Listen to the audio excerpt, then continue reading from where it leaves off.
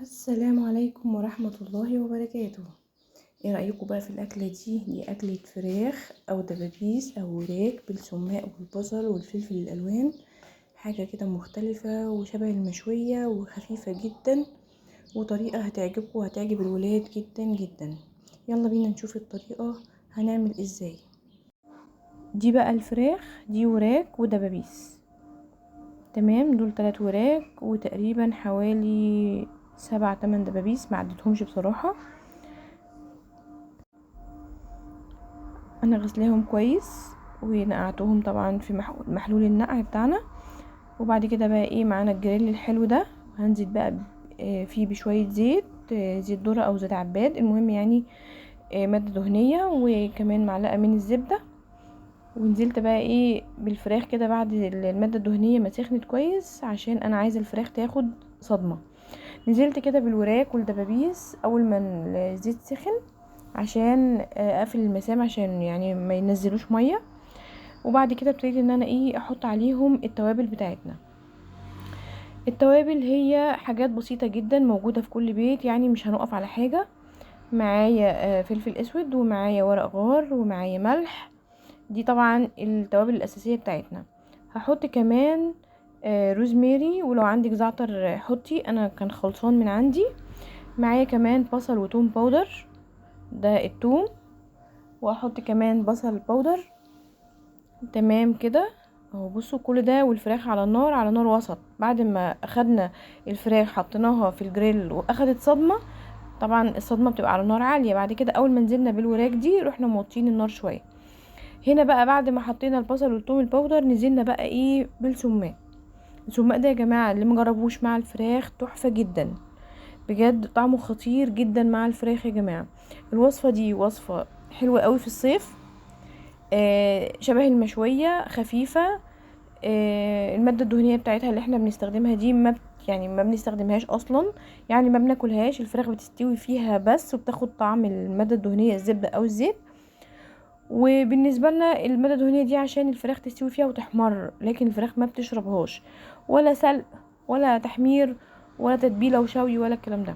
بعد ما حطينا السماق غطينا كده الجريل بالغطا، وسبناها على نار متوسطة ايه تاخد براحتها كده ايه السوا بتاعها. وطبعا ما تنسوش ان احنا لسه هنقلب الفراخ، ولسه معانا مكونات تانية هننزل بيها. قلت بقى كده معاكم عقبال ما الفراخ تستوي نعمل كيس بسلة متفرزة من اللي احنا مفرزينه مع بعض. طبعا هو بطل الفيديو بتاعنا النهاردة هي الوراك بالسماق، لكن انا قلت ايه ارغي معاكم شوية واعمل معاكم كيس بسلة من اللي احنا مفرزينها، عشان تشوفوا ان انا مش بغليها ولا بسلقها عشان اطلع منها طعم التلج ولا اي حاجه. اهو بصوا تلج اهو، مجمده اهي، شايفين؟ بعد ما شوحت بصله كده مع فص ثوم بمعلقه زبده او معلقه زيت، يعني اللي انتوا تحبوه. نزلت بكيس البسله بالجزر زي ما احنا مفرزينه، وعلى البصل على طول. البصل بتاعتي ما خدش لون خالص.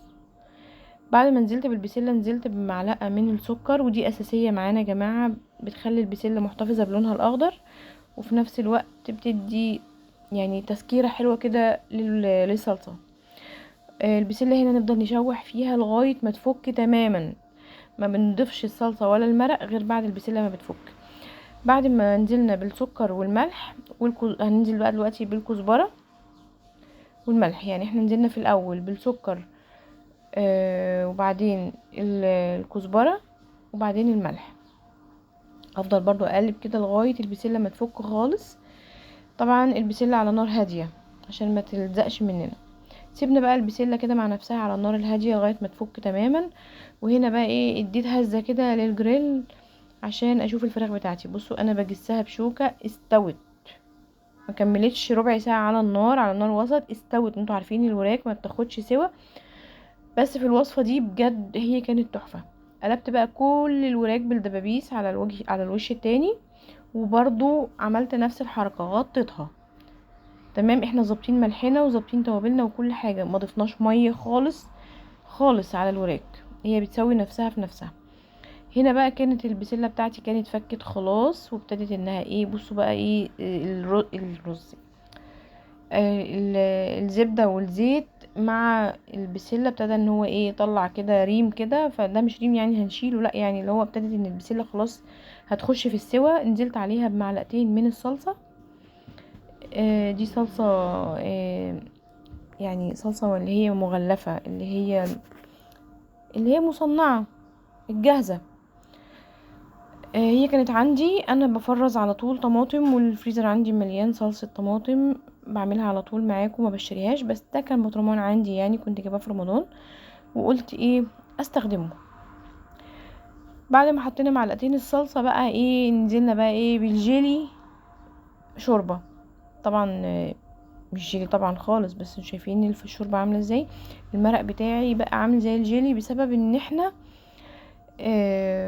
انا يعني بفرز الشوربة وكده، ودول كانوا حبة فاضلين حطيتهم في دورق فعمل زي الجيلي كده. طبعا ده لسبب الدهون اللي بتبقى في المرق يعني من اللحمة من الفراخ، طبيعي خالص ان الشوربة بتعمل كده زي الجيلي. بعد ما الفراخ بقى اخدت اللون الحلو قبل ما اقلبها نزلت ببصلتين جوانح، وبعد ما نزلت ببصلتين الجوانح قلبت الفراخ عشان انا عايزه البصل تحت الفراخ عشان ياخد ايه الدسم وطعم الفراخ اللي في الماده الدهنيه وكده. ونزلت على وش الفراخ من فوق بفلفل الوان حسب الرغبه، مش موجود ما تقفيش على حاجه. وزي ما انتوا شايفين كده هقفل برضو عليه كده واغطيه واديله كمان تشويحه عشان البصل يدبل والفلفل يدبل.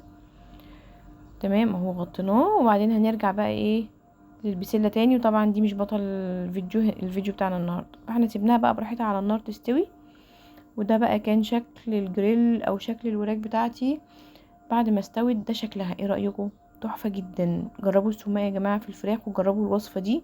وصفه سريعه جدا للستات اللي بتشتغل، ووصفه حلوه قوي لو عندك ضيف كده جالك فجاه. بجد تحفه، مش حاجه كده كروته. ما تنسونيش في اللايك والشير والسبسكرايب، والسلام عليكم ورحمة الله وبركاته.